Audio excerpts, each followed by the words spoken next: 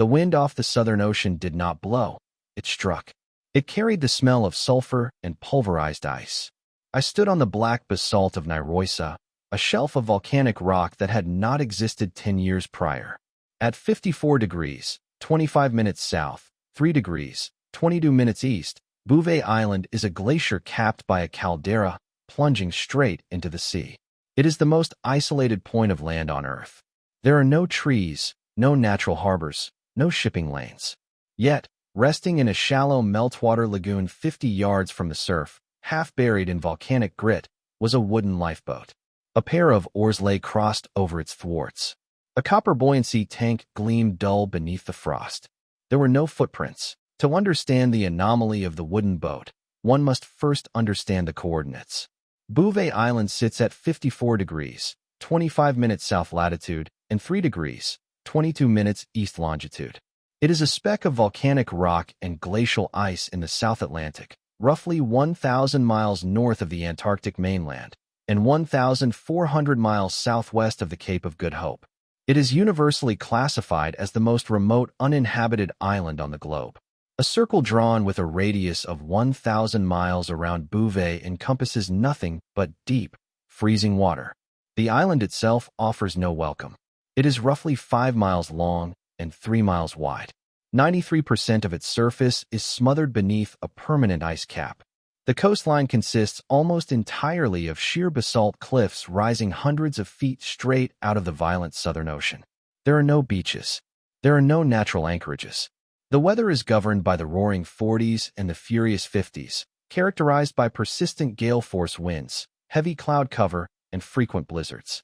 When Jean-Baptiste Charles Bouvet de Lozier first sighted the island in January of 1739, the fog was so thick and the ice so treacherous that he could not land. He recorded its position inaccurately, and the island was effectively lost for another 70 years. Subsequent expeditions by James Cook and James Clark Ross failed to find it. When it was finally relocated and claimed by Norway in 1927, the landing party could only stay for a brief period. The environment is actively hostile to human life. The average temperature hovers just below freezing year-round. The only inhabitants are seals, penguins, and seabirds. For a mariner, Bouvet Island is not a refuge. It is a hazard to be avoided. Shipping lanes pass far to the north. Whaling fleets historically operated in the region, but even they gave the island a wide berth due to the lack of shelter and the unpredictable ice conditions. Therefore, the presence of any man-made object on the shores of Bouvet requires an explanation that defies standard maritime logic. A small, unpowered vessel cannot simply drift to Bouvet Island. The Antarctic circumpolar current sweeps eastward, and the prevailing winds drive everything relentlessly away from the tiny landmass. To arrive at Bouvet in a 20-foot wooden lifeboat, a crew would have to navigate intentionally across hundreds of miles of the most dangerous ocean on Earth, or be deposited there by a larger vessel. Yet, the historical record for the mid-20th century showed no shipwrecks in the immediate vicinity. No distress signals had been logged. No expeditions had reported missing men in that sector. The island sat in absolute isolation, a frozen fortress of... The sequence of events that led to the discovery began not with a maritime disaster, but with a geological anomaly. In the late 1950s, satellite imagery and passing ships noted a change in the coastline of Bouvet Island.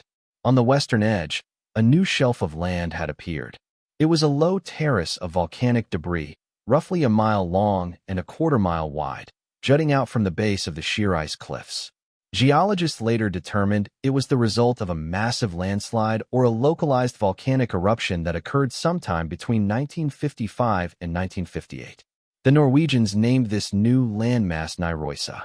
In March of 1964, the British Royal Navy ice patrol ship, HMS Protector, was operating in the South Atlantic. Aboard the vessel was a South African expedition led by Alan Crawford, a seasoned meteorologist and explorer. Crawford had a specific mandate: to survey the newly formed Niroisa Terrace and determine if it was suitable for the construction of a permanent weather station. The Protector arrived off the coast of Bouvet on the 2nd of April, 1964. The conditions were typically severe. The wind was blowing at 30 knots, and a heavy swell battered the cliffs. The ship could not approach closer than a mile. In previous decades, a landing would have been impossible. However, the Protector was equipped with 2 Westland Whirlwind helicopters. This technology allowed Crawford and his team to bypass the treacherous surf and the sheer cliffs. On the morning of April 2nd, the flight crew prepared the first helicopter. Crawford, accompanied by a small team of scientists and naval personnel, boarded the aircraft. They lifted off from the pitching deck of the Protector and navigated through the low cloud ceiling toward the island. The flight took only minutes, but it crossed a boundary between the modern mechanical world and a primordial landscape. As they approached the western coast, the new terrace of Nairoisa came into view. It was a bleak, undulating expanse of black lava blocks, volcanic ash, and glacial moraine. Steam vented from fissures in the rock, indicating that the geothermal heat was still active beneath the surface. Thousands of chinstrap and macaroni penguins had already colonized the area, their calls cutting through the sound of the helicopter rotors. The pilot found a relatively flat patch of volcanic gravel near the center of the terrace and set the aircraft down. Crawford and his men stepped out into the freezing wind. They carried surveying equipment, theodolites, cameras, and survival gear. Their primary objective was to map the terrain, measure the geothermal activity, and assess the stability of the ground. They had no expectation of finding anything other than raw volcanic rock, ice, and wildlife. The survey was scheduled to last only a few hours, dictated by the fuel capacity of the helicopters and the rapidly shifting weather of the Southern Ocean. The physical reality of Nairoisa was disorienting. I have walked on similar volcanic terraces in the South Sandwich Islands, and the sensation is always one of profound instability. The ground beneath Crawford's boots was not solid earth, but a chaotic jumble of basalt boulders and loose scoria. Every step required calculation. The rocks were coated in a thin layer of frozen sea spray and guano, making them treacherous. The air smelled heavily of sulfur dioxide from the active fumaroles, mixed with the sharp, ammonia-like stench of the penguin rookeries. The temperature was recorded at -2 degrees Celsius, but the wind chill drove it much lower. Crawford's team moved methodically. They set up their theodolites to establish baseline measurements, recording the elevation of the terrace relative to the sea level. The landmass was roughly 30 meters above the surf at its highest point, sloping gently toward the water. To the east, the vertical ice cliffs of the main island rose like a wall, blocking any route to the interior. The glacier above groaned and cracked, occasionally calving blocks of blue ice that shattered on the rocks below. The team was entirely confined to this narrow strip of new land. As they progressed northward along the terrace, they encountered a series of shallow depressions filled with meltwater and seawater thrown up by the storms. These lagoons were rimmed with jagged lava and choked with kelp. It was near one of these lagoons, approximately 50 yards inland from the active surf zone, that the survey team halted. The terrain here was slightly more sheltered, a slight dip in the volcanic shelf. Through the mist and the swirling snow, a shape broke the natural geometry of the rocks. It was not a boulder. It was not a seal. It possessed straight lines and symmetrical curves. Crawford signaled to the rest of the team, and they converged on the site. They approached slowly, their boots crunching on the frozen ash. The wind seemed to drop for a fraction of a second, leaving only the sound of the breaking waves. There, resting in the shallow water of the lagoon, was a boat. It was a sight so entirely out of context that the men later reported a momentary cognitive dissonance. The mind struggled to reconcile the absolute desolation of Bouvet Island with the undeniable presence of human manufacture. They stood at the edge of the lagoon and stared.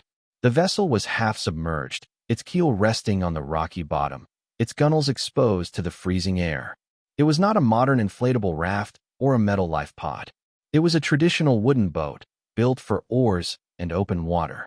The men unslung their cameras and began to document the scene, stepping carefully into the freezing water to examine the anomaly. The vessel in the lagoon was a classic clinker-built whaler or lifeboat, approximately 20 feet in length. Clinker construction, where the edges of the wooden hull planks overlap each other, is a design meant for flexibility and strength in heavy seas. The wood was weathered, bleached pale by salt and wind, but it was remarkably intact. The hull showed no signs of catastrophic damage. It had not been smashed against the rocks by the surf, It appeared to have been deliberately guided into the lagoon and left there. The stern was squared off, a typical feature for a boat designed to be carried on the davits of a larger ship. Crawford and his men examined the interior. It was partially filled with brackish water and volcanic grit. Resting across the thwarts were 2 wooden oars. They were heavy, ash or oak, and showed signs of use, but they were not broken. The presence of the oars neatly crossed suggested an orderly abandonment, not a panicked shipwreck. Fastened beneath the wooden seats were buoyancy tanks. One of these tanks, made of dull copper, was clearly visible. It was dented but unbreached. The copper was oxidizing, turning a faint green at the seams. The team searched the hull for any identifying marks. Maritime law and tradition dictate that lifeboats bear the name of their mother ship, usually painted on the bow or the stern. They scraped away the rime ice and the accumulated grime, but they found nothing. There were no painted letters, no carved numbers, no manufacturer's plate. The boat was entirely anonymous. There was no mast, no sail, and no rudder. There were no provisions, no water casks, and no survival gear left aboard. The anchor was missing. The painter, the rope used to tie the boat off, was absent. The physical evidence presented a contradiction. The boat was in good condition, capable of floating, yet it had been stripped of all identifying features and useful equipment. It sat in a lagoon on a landmass that had only existed for a few years. Therefore, the boat must have arrived after 1958. The wood did not show the extreme degradation that decades of exposure to the Antarctic elements would cause. It had likely been there for only a year or 2. The men photographed the boat from multiple angles. They measured its dimensions. They noted the copper tank and the overlapping planks.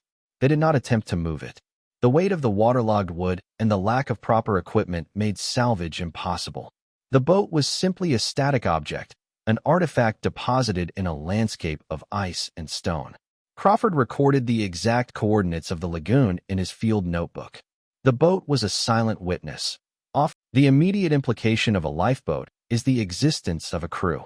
If a 20-foot open boat had navigated the Southern Ocean to reach Bouvet Island, there must have been men aboard. Crawford organized his team into a search line. They fanned out from the lagoon, moving systematically across the Nyroisa Terrace. The parameters of the search were dictated by the harsh reality of the environment. If men had landed here, they would have needed shelter immediately. They would have needed a heat source. They would have needed food. The team looked for any signs of human habitation.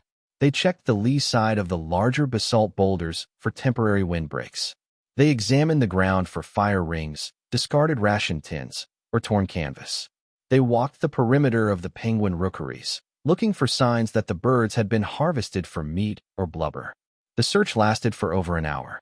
The men covered the entire walkable surface of the new volcanic shelf, from the edge of the surf to the impassable vertical wall of the glacial ice cliff. They found absolutely nothing. There were no footprints in the volcanic ash, though the frequent storms would have erased those quickly. More importantly, there were no structures, no caches of supplies, and no graves. There were no human remains. The absence of bodies was as perplexing as the presence of the boat. If a crew had landed and subsequently died of exposure or starvation, their remains should have been present on the terrace. The cold would have preserved them. Scavenging birds might scatter bones, but clothing, boots, and equipment would remain. If the crew had attempted to climb the ice cliff to reach the interior of the island, they would have faced a near-vertical ascent over unstable, calving ice, a suicidal endeavor without specialized mountaineering gear. Even if they had succeeded, the ice cap offered no shelter and no sustenance. The only logical conclusion was that whoever brought the boat to the lagoon did not stay on the island. But how did they leave? A ship could not approach the shore closely enough to recover a crew without risking destruction on the rocks. The surf was too violent for men to swim out to a waiting vessel. The search party reconvened at the helicopter landing zone. The wind was increasing, and the pilots signaled that they needed to depart before the weather closed in completely. Crawford took one last look toward the lagoon. The wooden boat was barely visible through the blowing snow. They loaded their surveying equipment and boarded the aircraft. As the helicopter lifted off and banked away from the island, the men looked down at the black terrace of Nyroisa. The boat shrank to a speck and then vanished against the dark rock. They left the island upon returning to Cape Town, and later in London. Crawford and the expedition members initiated a thorough archival investigation. The physical search had yielded a boat but no men. The documentary search was intended to find the ship that had lost them. The parameters were clear. They were looking for a vessel that had reported a missing lifeboat, or a ship that had vanished entirely in the South Atlantic or Southern Ocean between 1958 and 1964. They consulted the registries of Lloyd's of London. They reviewed the distress logs of the international maritime authorities. They contacted the whaling commissions of Norway, the Soviet Union, and Japan, as these nations operated the only fleets that regularly ventured into the high southern latitudes. The results were entirely negative. There were no records of any ships sinking within 1,000 miles of Bouvet Island during that 6-year window. No whaling factory ship had reported a lost catcher boat or a missing crew. No distress signals had been intercepted by coastal stations in South Africa or South America. The lifeboat had not been reported missing, which suggested either that its loss went unnoticed or that its mother ship had also been lost without a trace. However, a large vessel vanishing without a distress call in the mid-20th century was a rare occurrence, and none were unaccounted for in that sector. The investigators then consulted oceanographers and meteorologists to calculate the drift patterns. Could the boat have broken loose from a ship thousands of miles away and drifted to Bouvet? The prevailing currents of the Southern Ocean, specifically the Antarctic Circumpolar Current, move steadily from west to east. The winds are predominantly westerlies. For an empty boat to wash up on the western shore of Bouvet Island, it would have had to drift across the Drake Passage or the open Atlantic, surviving months of towering seas and hurricane-force winds without foundering. Furthermore, the boat was found in a sheltered lagoon, not smashed against the exposed rocks of the coastline. It was resting upright, with its oars neatly stowed. The physical state of the vessel strongly indicated that it had been piloted into the lagoon by human hands, not deposited there by the random violence of a storm. An empty boat rolling in the surf would have been battered to splinters against the basalt. The archival silence deepened the anomaly. The maritime records insisted that no ship had been in distress, and the oceanographic data insisted that an empty boat could not have survived the drift and landed so perfectly. Yet, the photographs taken by Crawford's team proved that the boat was there. The documentary evidence and the physical evidence stood in direct contradiction. The investigation reached a dead end. The files were closed, and the Bouvet Island lifeboat became, decades after the discovery, a partial explanation emerged from the archives of the Soviet whaling fleet, offering a narrative that attempts to bridge the gap between the physical evidence and the historical silence. In late 1958, a Soviet whaling flotilla, including the vessel Slava 9, was operating in the harsh waters in the vicinity of Bouvet Island. According to translated maritime logs and memoirs published long after the fact, a group of sailors from the Slava 9 landed on the island in a small wooden boat to conduct a brief reconnaissance. The weather, as is typical for the furious 50s, rapidly deteriorated, trapping the men on the unforgiving shore. They were reportedly stranded on the volcanic rock for 3 days, enduring freezing temperatures and gale-force winds, before a helicopter from the whaling fleet managed to extract them. The extraction was hasty, forcing the sailors to abandon their heavy wooden boat in the lagoon. This narrative provides a highly plausible origin for the vessel. It neatly explains the lack of human remains, the deliberately stowed oars, and the unmarred condition of the hull. However, the Soviet account does not perfectly align with the precise physical evidence recorded by Alan Crawford and his team. The Slava 9 incident occurred in 1958. The landmass of Nyrosa, where the boat was found, was formed by violent volcanic activity between 1955 and 1958. If the Soviet sailors landed during or immediately after the eruption period, the terrain would have been actively unstable, a landscape of shifting rock, boiling water, and toxic sulfur dioxide gas. Furthermore, the boat Crawford found bore no Cyrillic markings, no Soviet naval insignia, and no identifying registry numbers, which was highly irregular for a strictly regulated, state-owned whaling vessel. The dull copper buoyancy tank and the traditional clinker-built wooden design were historically more characteristic of British or Norwegian maritime manufacture than Soviet utilitarian construction of that era. While the Slava 9 theory offers the most logical and widely accepted framework, it remains entirely circumstantial. No definitive, documentary link has ever been established between the specific boat photographed in the lagoon and the Soviet whaling fleet. The original photographs taken by the South African expedition show a vessel deliberately stripped of its identity, resting in a place where no vessel should logically be. The men who found it have passed on. The boat itself is almost certainly gone, either crushed by subsequent volcanic rockfalls or swept away by the relentless storms of the Southern Ocean. The island has reclaimed its absolute isolation. We are left only with the raw, unalterable facts of the 1964 survey. A wooden boat, 20 feet long, resting in a volcanic lagoon at the bottom of the world, with no footprints leading away. The true origin of the Bouvet Island lifeboat and the exact circumstances of its quiet abandonment remain unverified by the historical record. If these stories of vanished crews and silent ships